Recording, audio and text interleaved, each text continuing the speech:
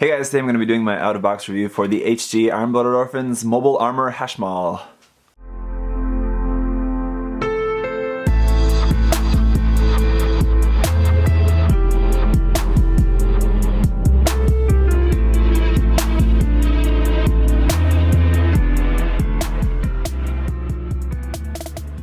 So this big, huge beast of a kit is pretty cool. I mean, we've seen it in the show being pretty crazy, acting the fool, shooting beams when we didn't think that beam weaponry even existed in the show, and then now it does. And it's like, it's not even operated by a human. It's like artificial intelligence, and it's got all these little creepy little guys that it sends out chasing after everybody, and it's just been making a mess of everything. But as far as the kit goes, it's pretty cool. I mean, it's I think, as I said in the unboxing, I think what probably a lot of people are going to be wanting to get this for is probably kit bashing more than just the kit itself. I don't know, I'm sure a lot of people are interested in just this kit, but I'm sure there's also a lot of people just interested in using this for kit bashing fodder, and that's probably what I'm going to be end up using mine for as well.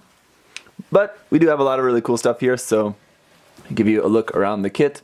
It does come with its own base, of course, as you would expect, and you'll have to forgive me, it's probably going to be wobbling a bit here throughout this review as it's sitting on there. As you can see, like how it's set on the base there, it's like the base like connected like way at the back, and the whole thing is like leaning forward like over the front of the base, so it's kind of a little bit odd. Rather than it being like sat on top of the base, it's sort of like counterbalanced and just like hanging forward. So I guess that's kind of, anyway, it works, and it makes it, I think if the base was connected directly underneath, it would look kind of obvious, like you would clearly see the base. But like as it is now, when you look at it from the front, with the base being like so far back behind it, it's not really as noticeable. So it's a little bit more convincing that the thing is like actually flying in the air. So one thing that this kit does have, of course, is a lot of gimmicks and things going on with it. So there's a lot of really cool stuff on there. As with the other HG Iron-Blooded Orphans kits, there's a lot of stickers as well, of course, and missing color apps and things like that. And with a kit this big, you'd have to imagine that there would be some missing color apps. I think they've done a pretty good job of keeping the price of this kit down. For the price of 3,800 yen, I mean, you get a lot of plastic in there, but, you know, I don't know, when you consider that the price of the Master Grade GM Sniper 2 is also 3,800 yen, I think that's a much better kit, but we just have so much just raw plastic in this with these really huge parts and things, so the base included, there's quite a lot of plastic included with that, so I guess that's where a lot of that price is coming from. But anyway, for what you're getting with this kit, you're getting a pretty nice big large kit with a lot of gimmicks and stuff, so it's not really too bad for 3,800 yen, I think. You do also get a new sword for the Barbatos Lupus, which is pretty cool, or you mean you can use it for whatever you want. But anyway, let's get into it because there is a lot to talk about with this kit. So just want to say, as always, thank you to MindFenix Hobby Store for sending me this to share with you guys. So let's talk a little bit about the articulation, which is going to be kind of difficult here, so let me just adjust my camera a bit. I'm going to move this out so you're going to be seeing some more of the sides of my photo tent here, but let me just kind of get at this here. The head kind of thing will be able to move up. The head articulation is pretty nice. You can move it pretty much anywhere you want, and kind of like side to side and around and like that, and this part on the back also moves down like that. To open up the mouth to fire the beam cannon, you actually have to kind of swap the parts a little bit, so I'll get back to that in a moment. But that all moves. These whole shoulder units will move up and down like so there. This gray inner part is kind of like the main part inside of there. These front panels you can actually remove. You do with these, just remove them like that. And as you can see, there's a lot of detail in there, but this all should be like gray, and it's just all white, unfortunately. So that is too bad, but anyway, so when you want to move that panel, you just take it off, and then you move that to here. It just plugs back in there like that to show that it's kind of slid open, so that's kind of cool. These parts here underneath will actually move up and down a little bit. These little parts underneath there will move up and down, and then these parts here on the back will also rotate. These guys here. And then the arms will move out, really far, and you can put them all the way down, and we can open up these claws here, and there goes the top of the head. I'll come back to that in a moment. So you can open up the claws like that. We can bend this and bring it up like so. And so pretty much just everything moves all over the place with these legs, and you can also rotate them like that and just do all kinds of stuff. And you can also extend them like that. So when they're extended, there's short, and then just pull it out to extend those down like that. And then I guess you could have it standing on the ground. I'm not sure, I haven't tried this without the base to see if this can stand on its own. Let me try it here. Alright, so it can kind of stand on its own there, but you have to bend the legs and it looks kind of really awkward. But there is ways that you can do that. Now, next thing I want to do here is just talk to you about where some of these stickers are, because this does have quite a lot of them. So here on the tip of the kind of shoulders there, that's 2 stickers, one on top and one on bottom. There's stickers on there, on these little parts here on the inside. That's 1, 2, 3, 4, 5, 6, 7, 8 of those little gray stickers on there. Here on the forearm, we have stickers here, just on the kind of arm part there, and then these parts are just kind of like the back of the torso. It's actually kind of like back here. Gray stickers that wrap around on there as well. And here on the top of the head, we've got a gray sticker on there. And I think that's pretty much it for the body of the mobile armor. Then we do have a lot more stickers on the Pluma, which I'll get to in just a minute. So sorry that's a kind of messy review of that articulation, but this thing is just kind of really hard to work with, especially around the camera, just because it's so big. As you can see here, one thing that I have been noticing is that when you're rotating the shoulders have a tendency to come off of where they're connected onto here, like that, because they're just kind of like slid onto a joint here in the shoulder in there. So you just kind of have to slide it onto where it's supposed to be, and then when you're moving stuff around, I've found that those have a little bit of a tendency to come loose. So let's talk about some of the other stuff that we get with this set. First thing we get here is this super hard wire blade. So this is just this kind of sword thing on a wire that attaches onto the back of the head. We've got 3 pink stickers that will wrap around this section here, 1, 2, 3, and this will connect, just as I said, here on the back of the head. This plugs into there, and then this wire is actually really thick, so it holds that up just fine. I think you're not really going to have any problems with that, moving this around in any sort of position that you might want. Like if you, let's say you wanted to go over the head and sort of like stabbing down here.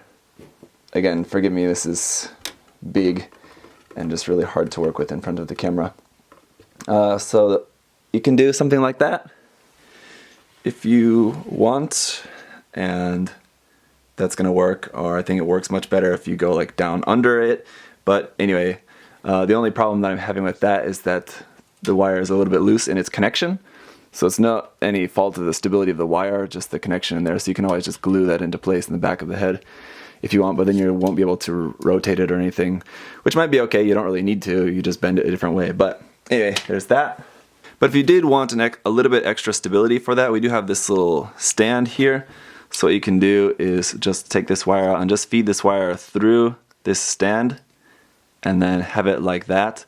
So if you needed this to be like held up, you could just use the stand to do that. But I think, again, the strength of the wire is enough. I really don't think that that's necessary. So we really don't need that for that. This stand can be adjusted in height by just taking it apart here like that, and you can see there's these notches on there. So you just move that to a different height, however high you want it, something like that. So you can use that pretty well. Then we have our new sword for the Barbatos Lupus. It's pretty simple, kind of katana style blade here. It's pretty simple to the similar to the original sword, but it's just a little bit different. Looks pretty cool. It's definitely a nice accessory that we can use for the Barbatos Lupus or whatever kit you want. Then we have these kind of harpoon looking things for the kinetic energy shot launchers. Now these are supposed to come out of the hand, so basically when the claw is opened, more stickers here. I should also point out these little claws inside there, inside here.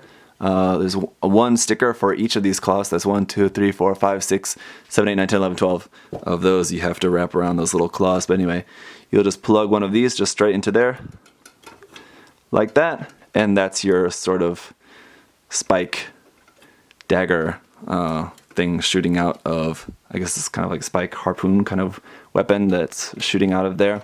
And it's just like that. It doesn't like actually shoot off anywhere. You could, you know, modify that with a wire to have this like shooting off somewhere if you wanted, which would be pretty cool.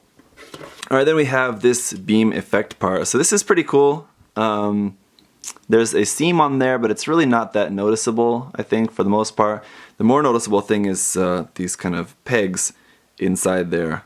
But anyway, to actually use this in the head, you have to kind of transform the head a little bit. It would have been nice if it was just some sort of a very simple opening gimmick. We need to just remove the top and bottom parts of the head, like so. And then there's this little piece here you need to flip up like that. Then here on the head, when we take off these side parts, you can see there's 2 peg holes. We need to reattach this into the open one like that, so you can see the difference. Maybe not really all that much, but there is slight difference there in the shape of that. And then we're going to reattach this on here. So there's our transformed head, and then we're actually supposed to plug this in before finishing that, but then we can now attach the effect part into the head like so. And so that works pretty well, and it doesn't really seem to have too much of a weight issue yet at the moment. And then of course our last accessory here is the Pluma. This is a separate kind of little extra thing. I really think that Bandai should have given us 2 of these in this set, considering how simple it is. It's really only a few parts. I really think that they could have added a second runner of these in the set to give us 2. But unfortunately we only get 1, so we have a gray sticker here on the top, a pink sticker there for the little eye camera, and then a couple of gray stickers on here on that part, kind of underneath the chin as well. So big hollow gaps here on the inside of the arm, unfortunately. And this like drill tail is just like one piece that all just moves like that. That's pretty much it. It would have been nice if we had one more point of articulation here and that at least. Again, would have been nice. So if I wish we either had 2 of these or Bandai made this one just better. As far as the arms here, we have a point of articulation here, which, as you can see, does not use any sort of polycap, so when that's moving around, that can come off. But anyway, that can move all the way down like that, or all the way up like that. And then this part is just attached on by a ball joint in this kind of socket there. So that can move around a little bit and rotate and all of that. So you have an alright amount of articulation here in these front little arms, but really not like too great. I really love like though how insect-like this is. You can also use that base we talked about before for the tail. It's much more useful to use for this because, I mean, without a base, you basically just have to stand this up like that. But with the base, we can just plug this onto here, and then there we go. We can have that flying on the base like that. So that is finally all of the accessories. Alright, so this kit does also have a sort of transformed mode. I didn't really feel the need to show you guys the transformation. Basically, you just fold the arms up into the shoulder armor there. There's really nothing much to it, so I just wanted to show this to you guys. Also, just sorry again about the mess that this review has seemed to be so far, trying to show you guys the articulation and all of that. Again, it's just, this kit, I just want to reaffirm to you guys that this kit is not a difficult kit to work with, and it's not like a finicky kit at all.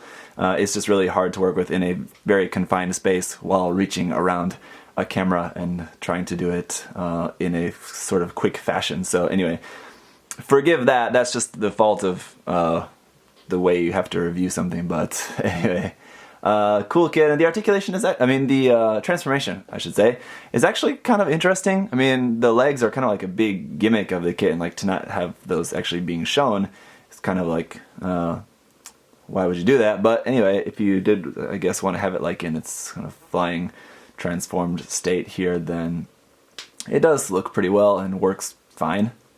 So here it is compared with the HG Gundam Barbatos Lupus, just so you can get a sense of the scale with these both being 1/144 scale. I think, and I've seen some other people mention this as well, that it seemed like in the show the Hashmal is actually bigger than how it actually appears in model kit form.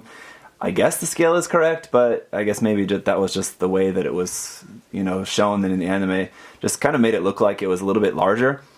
But anyway, and then you can also see that there's the new katana there in the hand of the Barbatos Lupus, and you probably can't really see it all that well, and it's really just a very simple one piece of dark gray plastic in the shape of a sword. There's really not a whole lot to it, but there it is in hand, and hopefully this gives you guys a good sense of scale in case you're wondering about doing any sort of kit bashing or any sort of diorama or something, or the kind of scale that you're going to be working with this kit in the 1/144 scale. Alright, so that's pretty much going to do it for my out-of-box review of the Mobile Armor Hashmal.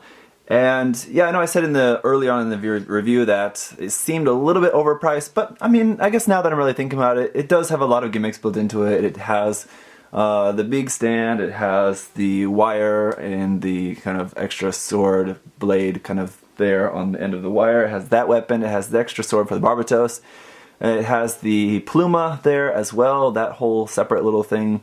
As well, it has the beam effect part here, so it does actually come with a lot of stuff. But this is one of those things where, just out of the box, it looks fine, but I think it's going to look a lot better once you actually go in and paint in a lot more of the details on there. Because this kit does have a lot of molded in details, but just due to it is just an HG, so they can't actually mold all those details as separate parts. If we were to get like a master raid or something of this, which is never going to happen, and it would be gigantic, then, you know, we'd have a lot more color separation, but with it just being an HG, it's just not going to be that color separated. So I think once you go in, do all the work, paint everything in the proper colors, or at least paint everything with all the details and stuff, it's going to look really, really cool. Or if you use these parts for a kit bash or something, whatever you want to do, once these parts are all painted up, they are going to look really nice. This kit does have some seam lines. I didn't really point that out before, but there's going to be seam lines on the big shoulder parts, on the forearms, and on the little things here up underneath. There are seams on those.